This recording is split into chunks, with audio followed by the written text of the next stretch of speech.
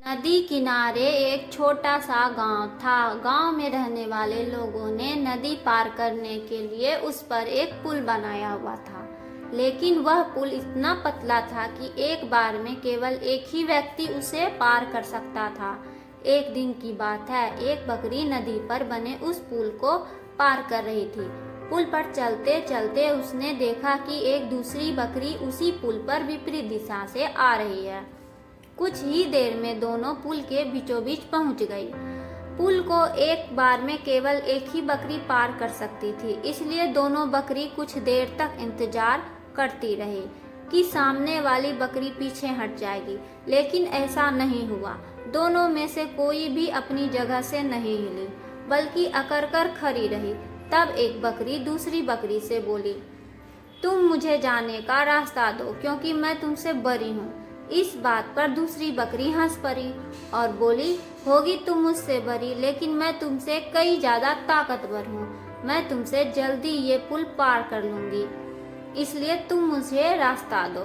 पहली बकरी बोली, मैं तुमसे बड़ी भी हूँ और ताकतवर भी, इसलिए हट जाओ। कुछ ही देर तक दोनों में इस बात पर बहस होती रही कि दोनों में कौन ज्यादा ताकतवर है। फिर बहस लड़ाई में बदल गई। दोनों अपनी सींगों से एक दूसरे पर वार करने लगी। धीरे धीरे उनकी लड़ाई बहुत बढ़ गई।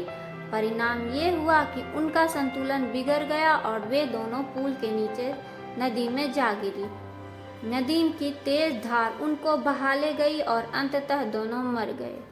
कुछ दिनों बाद दो और बकरियां विपरीत दिशा से उस पुल पर चलते हुए आई और बहस करने लगी कि कौन पीछे हटेगी और कौन नहीं, दूसरे रास्ता देगी। इस बात पर एक बकरी ने समझदारी से काम लिया और कुछ देर सोचकर दूसरी बकरी से बोली, ये पुल बहुत बड़ा है पर पतला है, इसे एक बार में कोई एक ही पार कर सकता है।